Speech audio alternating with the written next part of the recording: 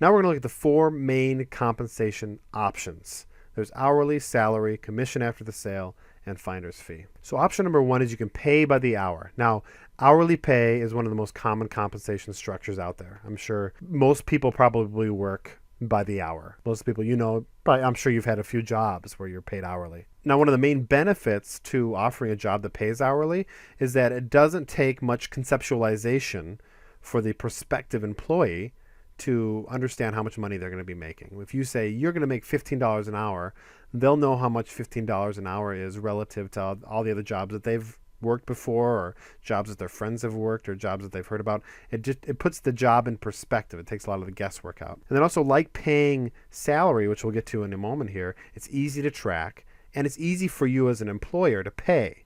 So again, you hire somebody, you tell them, well, we're going to pay you $15 an hour to do some book sourcing for us, and we're going to have you work between 5 and 10 hours. So that person can say, okay, 5 and 10 hours, multiply that by $15 an hour.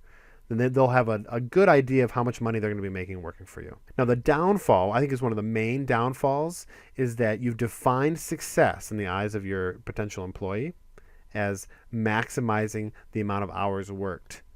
So if your employee who's paid hourly wants to make a lot of money, the solution to that problem is just to work more hours. So at the end of the week, the employee who works the most hours is going to be satisfied because they're making the most money, if that's their goal. There's no incentive built in to the hourly pay structure that encourages them to find cheaper books, that encourages them to find more books, or encourages them to be creative in the way that they do sourcing. As long as they're out there sourcing, and as long as they're working and being productive and meeting maybe some of the minimum requirements of your business, they're going to be satisfied. And so the question is, does that satisfy you as a business owner? Now, there are ways you can motivate hourly employees to work harder. And we talked about some of that at the beginning, and I'll mention it in a few moments here. You can add incentives on top of their hourly wage for hitting a certain amount of books, or hitting a certain amount of average buy cost, or average sale price, or whatever. Option number two is paying a salary. So a salary is a fixed payment typically made bi-weekly or monthly from the employer to the employee. Paying a salary actually is more simplistic as far as payroll is concerned than paying hourly, because it's clearly defined. We're going to pay you $700 a week to do this job. And then no matter how many hours they work, no matter how much extra time they put in, it doesn't matter, they get $700. Now, there are some rules. If you're going to pay salary, there are some overtime rules. So be sure you check, obviously, talk to an accountant, talk to a tax professional, talk to a lawyer, figure out what the law says. But even as a salary employee, you can't expect your employees to work 60, 70, 80 hours a week and just be happy with the flatline salary that they're getting. There are some jobs where any overtime, more than 40 hours a week, would need to be extra pay would need to be added onto the salary. But we can get into that later. Being paid salary often carries higher prestige.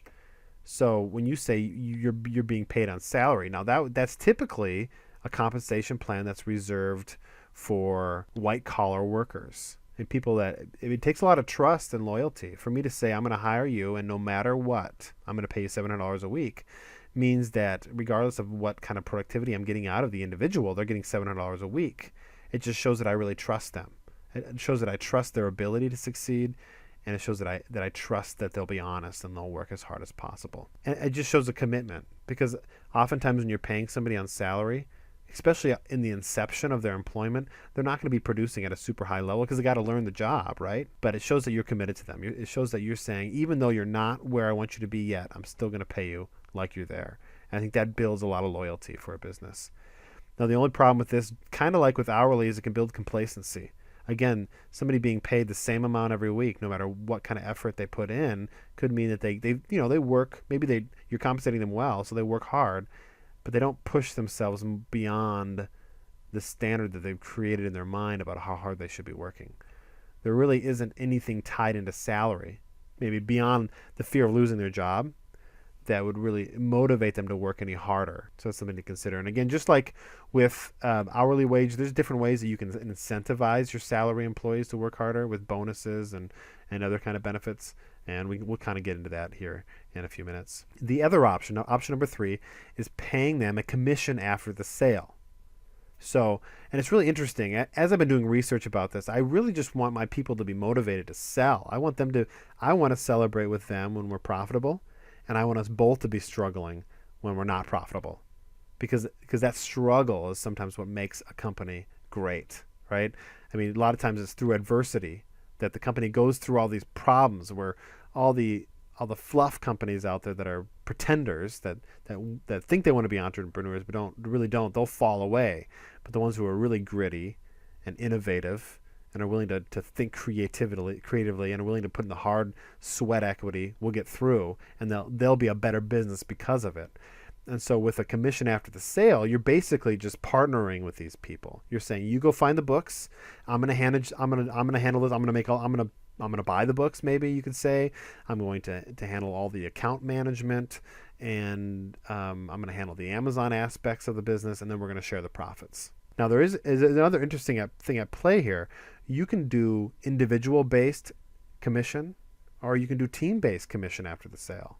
So you could say, as a team, sourcers and listers and managers, as a team, we're going to get this much. And then everybody's trying to pull their own weight and work in harmony with one another, and that could really boost morale and increase productivity.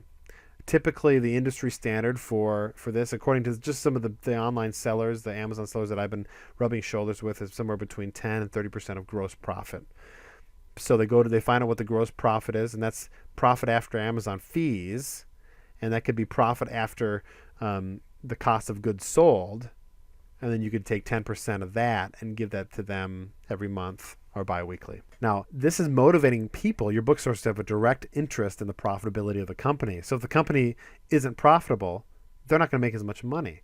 So that adds a layer of incentive while they're sourcing books, while they're finding product, while they're considering talking to management to get a better deal, while they're contacting people on the internet to try to find lots of books that are at pennies on the dollar a piece.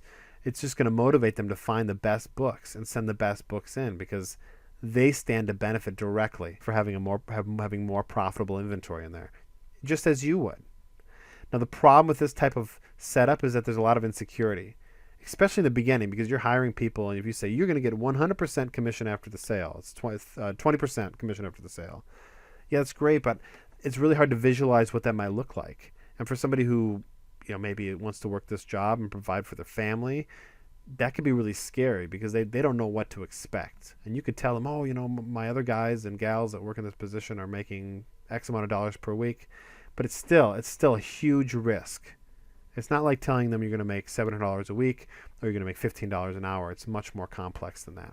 So just be aware of that. Now, there is a hybrid option. It's actually kind of exciting. We employ it for one of our employees, actually, but it's a salary plus commission-based compensation plan. So you're bringing the two together. You're bringing the stability of a bi-weekly salary with the incentives of having a commission after the sale. So you could, as an example, you could give a base salary of $600 every week, or you could give them 20% commission after the sale, whichever is larger. So you could say, no matter what, you're going to make $600. Even if for this period, your 20% of the gross profits is $350, you're still going to make $600. But if your 20% commissions is greater than $600, like $700, you get $700. So it's $600 or 20%, whatever's greater.